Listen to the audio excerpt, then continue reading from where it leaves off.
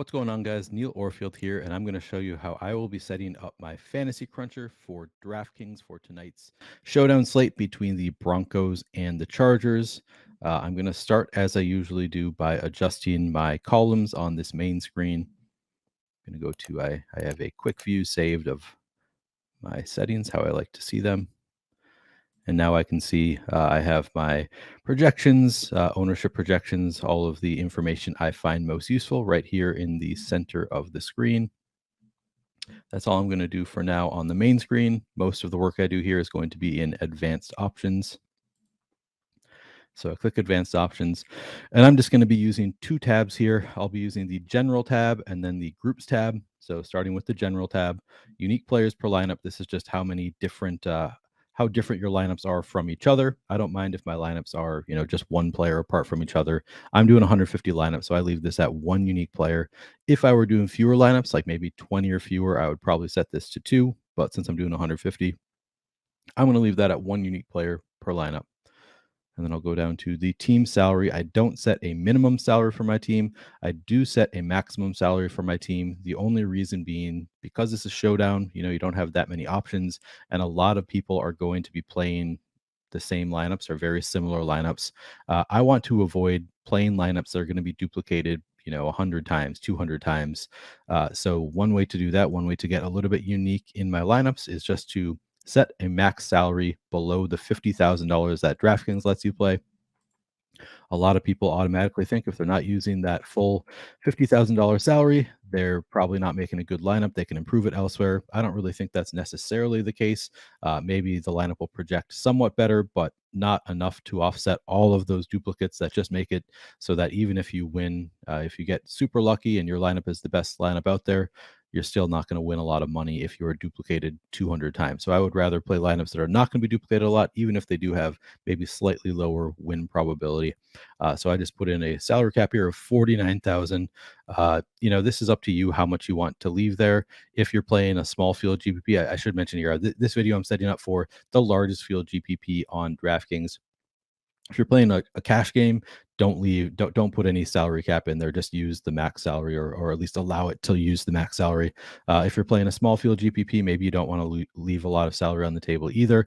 You're not as concerned about duplicating in a small field GPP, but in the largest field GPP, every dollar that you leave on the table. So here I'm leaving $1,000 on the table. That seems fine. You could leave just $600 on the table. You could leave more than 1,000 on the table, but just know that the more salary you leave on the table, most slates your lineup is going to project slightly worse. It's going to be slightly less likely that your lineup does win. But I think that the lack of duplicates offsets that in terms of EV long term. So I'm going to leave $1,000 on the table here. This isn't necessarily what I will be using later on, but I think it's a good starting point. Offensive players versus defense. The default is set to max 2 players. So the default is if you play the Broncos defense, you can have up to 2 Chargers offensive players against that Broncos defense. I'm going to change this to 5. I don't mind playing a full onslaught lineup. Let's say that Denver gets shut out here.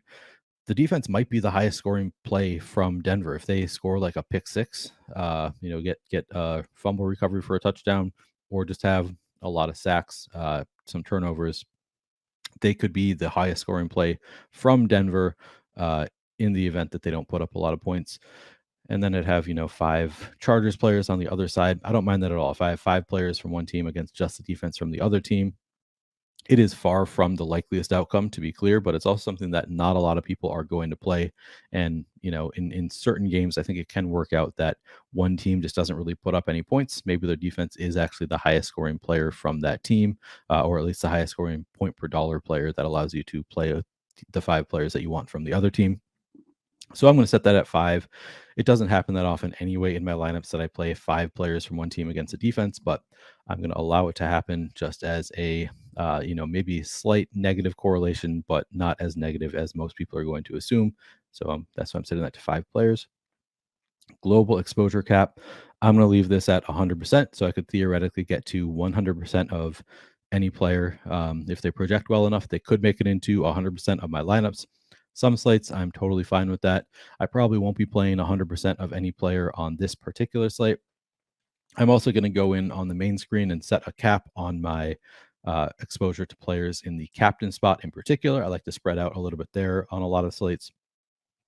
It depends slate to slate. Sometimes I set a 10% cap. Sometimes I set a 20% cap. Sometimes I allow one player to be in my captain spot 100% of the time. It really depends on the slate, but I will choose what I'm going to do there later. But for now, 100% exposure to any player if they project well enough. Randomness, I'm going to set to 50%. I'm using, because I have Fantasy Cruncher Pro, I'm using normal distribution randomness, which means, the projections for each lineup are going to congregate closer to the middle in most of the lineups. So I can use higher randomness just because it's still going to use closer to that mean projection anyway for most lineups.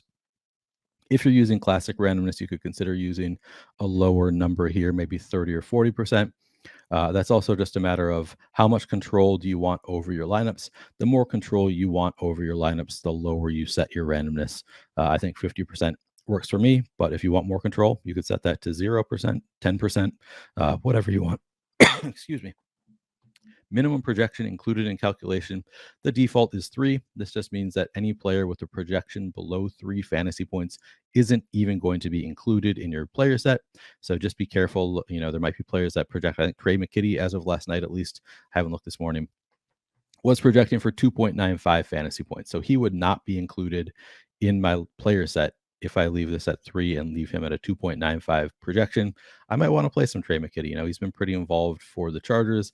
He at least is on the field a fair amount. If he's getting low ownership, maybe I want him to be in my player set. So those are the kinds of things you need to look out for. Sometimes you can lower this to, just lower this to 2 fantasy points. I also frequently will go in and just change player projections to get them to make sure that they're in my player set and get into some lineups.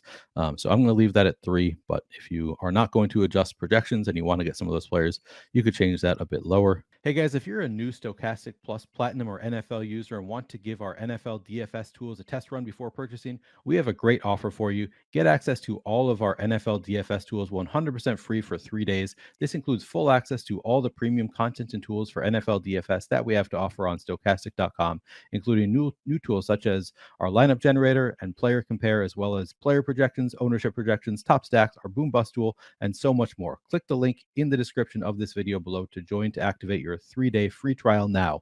Please note that Fantasy Cruncher is an add-on and is not included with this trial offer. Thumbs up, thumbs down. 8% I think is a good number. I don't really worry about this number of weeks. This has never really been a factor for me because I'm using the stochastic projections, and that is not going to change those projections. Players from each team max, I'm going to leave at 5. So again, theoretically, I could get 5 players from one team against one of the other team. I don't mind a full onslaught lineup. In fact, I like them a lot of the time. So I'm going to leave that at 5. And then the other tab that I use frequently is the groups tab. And my biggest concern here is with quarterbacks. There are a lot of different correlations that you can build in through groups. I think that the only one that is really almost mandatory is quarterbacks, just because, particularly specifically, I should say, quarterbacks who don't get a lot of fantasy points on the ground or in other ways. I can't think of too many other ways that they get points other than on the ground or through the air. But, for quarterbacks who do most of their work through the air, they're the only position where on every play that they're picking up points, another player on their team is picking up more fantasy points than they are. So you need to be a little bit more careful with your correlations with quarterbacks, also because they are typically, if not the highest salaried player on their team, they're close to it. So the fact that they're the highest salary or close to the highest salary and they get outscored by one of their teammates on every passing play, you need to be a little bit more concerned with correlation with quarterbacks than things like, I know there's slight correlation between running backs and their team's defense. That's not a correlation I really factor in here. I'm mostly just concerned with quarterbacks for the most part, because they are the one position where you really need to be thinking about, is it even possible for this lineup? Is it possible for a quarterback who doesn't run at all to be the optimal captain with none of his pass catchers scoring enough fantasy points to be in the optimal lineup? I would say no for the most part. So that's why I am going to make groups related to these quarterbacks. First group I'll make is a Justin Herbert in the captain spot. group, and so I'm going to use Justin Herbert in the captain spot. Is going to be my key player. He's going to be the only key player in this group. So this entire group is just lineups related to Justin Herbert in the captain spot, and then I'm going to sort by position, and I'm going to add all of the relevant Chargers pass catchers to this group. So I'm going to add them. So I made Herbert the key player. I'm going to make all of these players, add them to the secondary group. So I'll start with Mike Williams, DeAndre Carter, Palmer, Bandy. Admittedly, don't know much about Bandy. Donald Parham, maybe he finally gets to play tonight. Trey McKitty still at 2.95. Eckler. Did I miss Gerald Everett or did I add him? Okay, I did add Everett. All right. And I'm going to add these running backs. It's up to you whether you want to include all of the running backs. I think Austin Eckler is the one that you definitely need to have in this group, but none of these other guys are quite as important. But I'm going to include them. For Justin Herbert, I'm going to say, so here I'm going to look at this group rules. Actually, for both of the quarterbacks on the slate, I'm only going to require one pass catcher to be in the flex spot, because both of these quarterbacks have shown at least a little bit of upside on the ground. They could theoretically score a rushing touchdown. Wouldn't be that shocking. Have a 40-yard, 50-yard rushing game. Wouldn't be a huge surprise for either of these quarterbacks. So they can do a little bit of damage on the ground. So I don't think you necessarily need to have two pass catchers in every lineup where these guys are in the captain spot. I still will be inclined to have multiple pass catchers in most lineups where I have either Justin Herbert or Russell Wilson in the captain spot, but I'm not going to require it. I'm just going to say if any key players are used, so that's Justin Herbert in the captain spot, use at least one player from this group. So I'm going to leave it at just one. I'm not going to change it to two. I'm also not going to say only apply plus minus adjustments, which then doesn't necessarily require any. I'm going to leave it at one player for both of these quarterbacks. And then I'm also going to give boost to their pass catchers, which is how I make it more likely that I get multiple of these guys when I have the quarterback in the captain spot.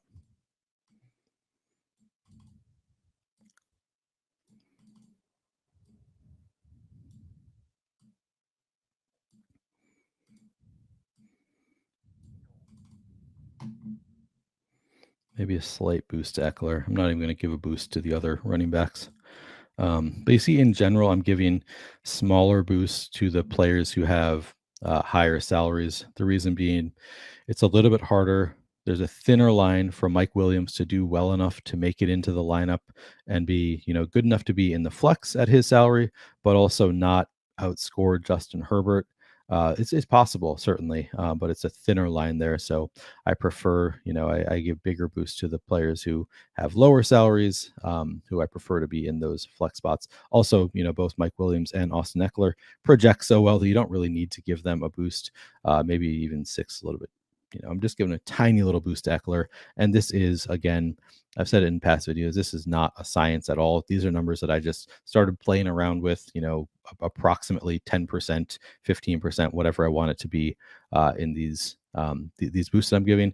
It's all art. There's no science to it. It's just kind of trial and error. If my lineups don't come out looking the way I want them to, I'll come back and I will adjust these. But I found these to be about, my lineups end up looking pretty close to where I want them to be when I give around a 12 to 14% boost to players who don't have high salaries or don't project all that well. So this is about where I start. And I think that'll do it for my Herbert captain group. All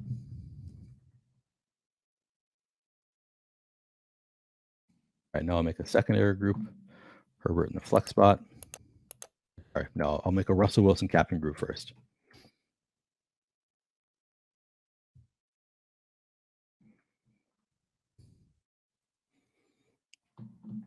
So I'm down here, Russell Wilson in the captain spot as my key player. Now I'm adding all of the Broncos pass catchers to the secondary group.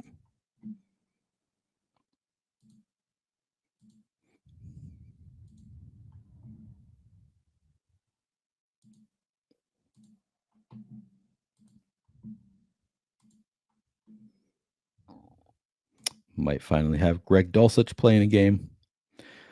Now, none of these running backs on the Broncos, they're not as involved as Austin Eckler. You don't necessarily need to include these Broncos running backs in this group. I'm going to include them, but it's debatable whether it's actually something that you should include in this secondary group for Russell Wilson. Because I don't know if I would actually love a lineup that has, Russell Wilson the captain spot, and the only pass catcher that he has in the flex spot is Melvin Gordon or Divino Zigbo. Certainly, I would not love that if he was the only pass catcher in the flex with Russell Wilson and captain. But for now, at least, I'm going to include them in there. And if I see more than one lineup or so with Wilson at captain and just Divino Zigbo in the flex spot, I might come back and adjust that. Okay, I'm leaving this at use one player. I'm not going to change it to two. I'm not going to say only use plus minus or adjustments. I'm going to say if I have Russell Wilson in the captain spot, at least one of these players is going to be in a flex spot. And again, I'm going to give little boosts, bigger boosts to players who have lower salaries.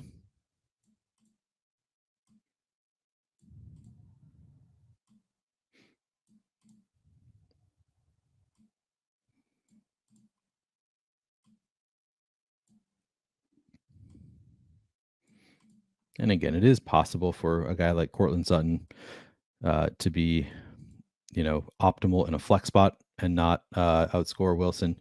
It's just a little bit thinner, and also he just doesn't really need quite as much of a boost. If I give him a full 12-point boost with that 17-point projection, he might make it into every single Wilson captain lineup, and that's not something that I think I want. So I'm not actually going to give this big boost to the running backs. I might actually not give any boost to the running backs. So theoretically now I could have Wilson in the captain spot with one of these running backs. It makes it more likely. Again, now I'm rethinking whether I even want to include them in this group. Is there really any point? Would I be happy with a lineup that has Wilson in the captain spot and just one of these running backs? Probably not, actually. So I'm debating whether I should just remove them from the group. Maybe I'll give just tiny little boosts. I'll see if that ends up happening and maybe remove them if I get more than a couple of those lineups. All right, new group. I'm going to make Preston Herbert in the flex.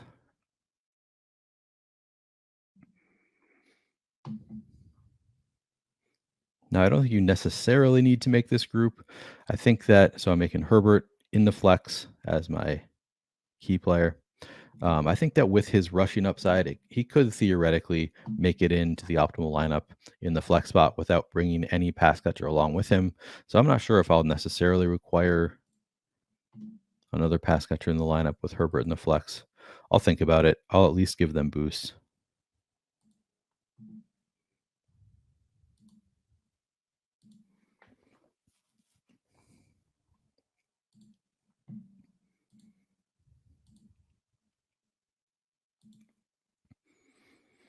And because I have Herbert in the flex spot, I can also add pass catchers from the Chargers in the captain spot.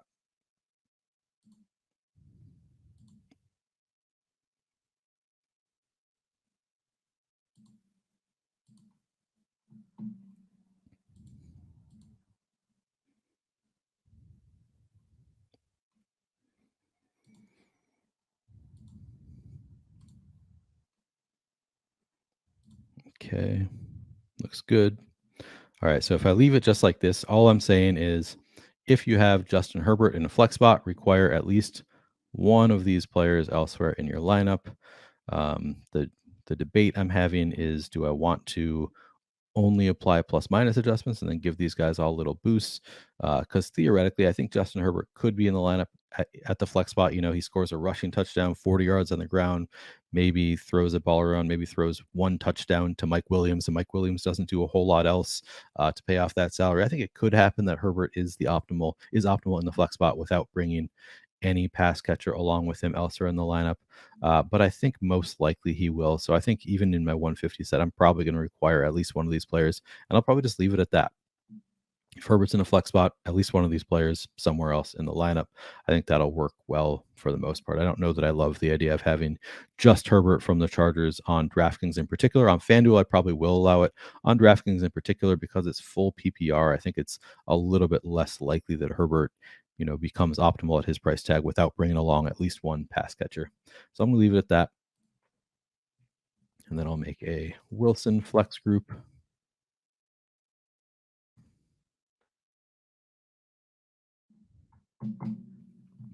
And the exact same process. I'm just going to add Wilson in the flex as my key player. And then add these Broncos pass catchers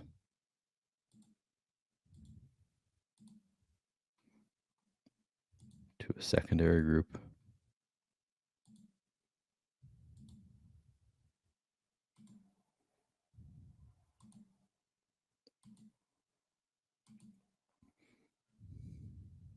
Again, I'm including the running backs. Debatable whether that's a good idea for the Broncos in particular. But we'll see what the lineups look like and adjust if necessary.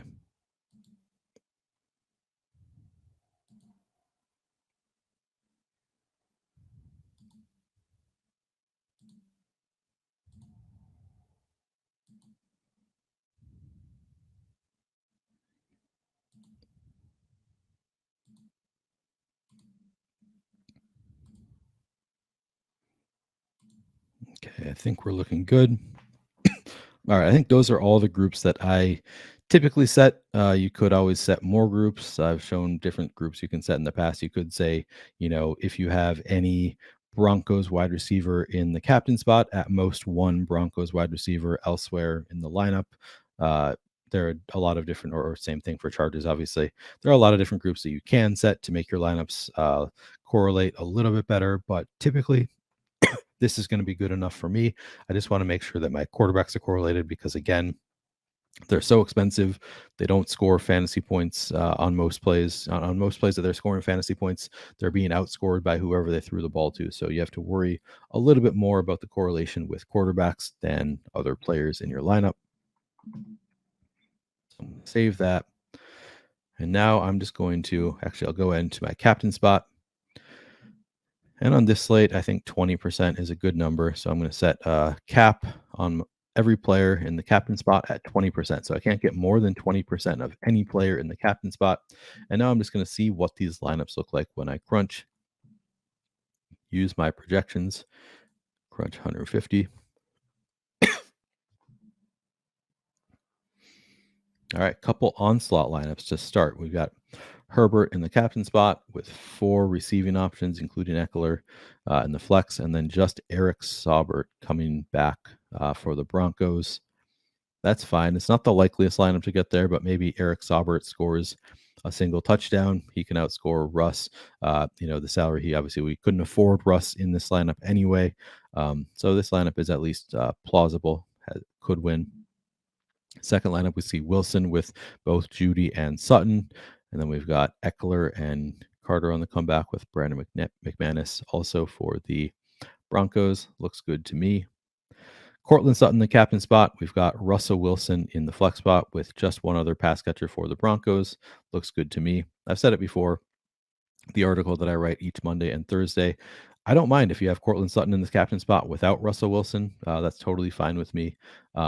But I also, there is obviously positive correlation there. So I don't mind seeing this at either. Herbert. Now we've got Eckler in the captain spot. That's good. He's a running back, so he can get, fantasy points on the ground as well. So I don't mind as much that we have multiple other pass catchers for the Broncos in flex spots. So that looks good to me. Saubert in the captain with Wilson, Sutton. These lineups are generally looking approximately what I want my lineups to look like. When I've got quarterbacks in the captain spot, for the most part, I'm seeing multiple pass catchers elsewhere in the lineup. So in general, I'm pretty happy with the way these lineups look, but I'm also going to look at my player exposures, see if there's anybody I'm missing out on, players that I want to get more of than I am. Currently looking like I'm getting a good amount of the quarterbacks. Like to see that typically. Running backs, okay. Here's a spot where I might want to make some adjustments. Getting to a lot of Eckler, I like that. Melvin Gordon, not getting to a lot of. Gordon is questionable, so I don't know how I'm going to play the running backs. We'll have to see how news comes out. But, if he is active, we have seen these Chargers get run on a little bit. So maybe I want a little bit more Melvin Gordon. He could get, 2/3 of the carries for the Broncos in theory. So I probably want more than 8% Melvin Gordon. I don't know exactly what I want that number to be. Mike Boone, sort of interesting, would be more interesting at lower ownership. Because of Melvin Gordon being banged up, maybe Mike Boone takes on more of a role. He's 4,800, a little bit cheaper. He also actually outsnapped Gordon in the second half of the last game for the Broncos. So I'd probably want more than 1% of Mike Boone. Maybe give him a little boost. I should actually, instead of giving boosts, what I typically would recommend for somebody who's new to Fantasy Cruncher, hasn't had a lot of experience, I would recommend using these thumbs up and thumbs down features. You can thumbs up or thumbs down up to 3 times. And what it does is it changes the projection incrementally by 8% each time you hit the thumbs up or the thumbs down. So if I want more Melvin Gordon, maybe I need to just hit this thumbs up. That'll give him a little bit of a projection boost. Mike Boone, since I'm getting just 1%, he has a pretty low projection. I'll probably have to hit that a couple times to really make a difference. Do I want any Josh Kelly or Sony Michelle? Austin Eckler really is the workhorse for the Chargers. Joshua Kelly has been much more involved than Sony Michelle. The ownership reflects that, but maybe not to the extent that it should. If Eckler gets hurt, which is always a possibility in an NFL game, maybe Kelly becomes the workhorse, but his price tag is high enough that he doesn't, really easily pay it off anyway. I don't know how much Kelly I want. I'll give him a couple thumbs up and see what comes out. I'm probably not going to force a ton there. All right, so Sony Michelle is the first example of a player. He's got a projection of 2.93. We've set the minimum at 3. So he cannot make it into my lineups at this 2.93, even if he's the best projected for his salary. He can't make it in there. So I'm actually going to have to, if I want him to be in my player set, I need to give him a boost to at least 3. I'll give him a small boost to 4. Latavius Murray, I actually find pretty interesting at 3% projected ownership, 1,600, unknown role. First, this is going to be his Broncos debut tonight, most likely. So I'm actually going to be playing some Latavius Murray. First thing I need to do is change his projection to at least 3 to get him in my player set. And then we'll take it from there. Xander Horvath, probably not a ton of interest. I'm changing projections on these guys just to, theoretically get them in my player set. But if I get more than a share or 2, I'm probably not going to be happy. I don't want a ton of Xander Horvath or Divino Zigbo.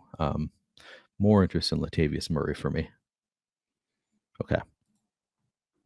Wide receivers, same thing. Michael Bandy, again, don't know anything about the guy. I'm going to have to look into whether I want to play him some. But I'll give him a slight projection boost. Same thing. Tyreek Cleveland, making it at least theoretically possible for them to get in there. All right, so Williams and Sutton coming down to very similar ownership. I'm not getting to a lot of Mike Williams because of this price tag, I assume.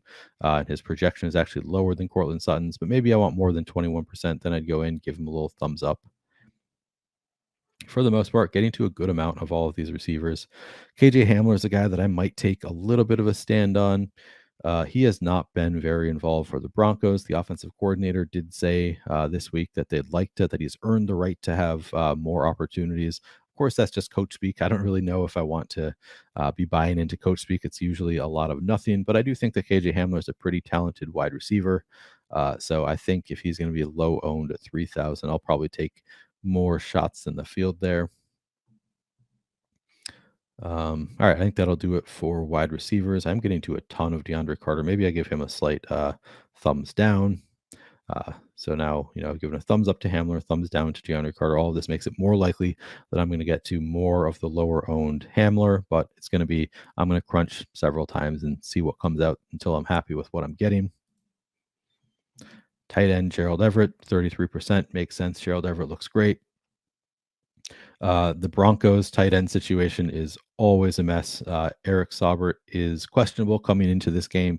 He has been playing the most snaps for the Broncos. Albert O has run more routes.